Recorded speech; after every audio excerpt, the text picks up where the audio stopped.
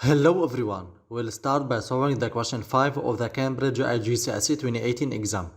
Part A, on the diagram, sketch the graph of y equal fx for values of x between minus 6 and 6. Because he tells us sketch, this means that we can specify points to draw the graph. 1x equal minus 5, then y equal 4.28. When x equal minus 4, then y equal 6.66. When x equal minus 3, we have in the denominator 0 and in the numerator number, constant number, different 0. This means that limit of x tends to minus 3 equal infinity. When we have x constant and the answer of limit equal infinity, this means that we have a vertical asymptote.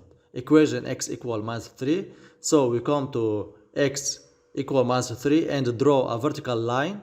When x equal minus 2, then y equal minus 3.75. When x equal minus 1, then y equal minus 1.33. The same thing for x equal 0 and 1. As for x equal 2, we have vertical asymptote. So we come to x equal 2 and draw the vertical line. The same thing for x equal 3 and 4 and 5. We get them in this form. Now we connect the points to each other to obtain this form. We now move to part B. Find the coordinates of the local maximum.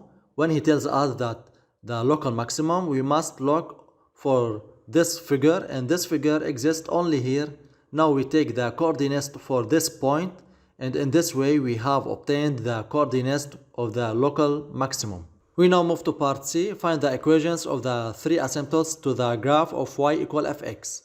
When a graph asymptote tells us, we search first to vertical asymptote and horizontal asymptote. Vertical asymptote, that is when we have x equal constant and the answer of the limit equal infinity. Then when x equal minus 3, we get answer equal infinity, and when x equal 2, the answer equal infinity. So this means that x equal minus 3 and x equal 2 vertical asymptote. Now for the horizontal asymptote, x must be infinity, equal infinity, and we get the answer constant. So we get y equal to horizontal asymptote.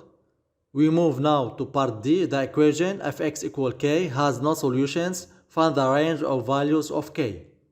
Because it tells us no solutions, so we search for the graph where we do not have a graph. We notice that in this part there is no graph.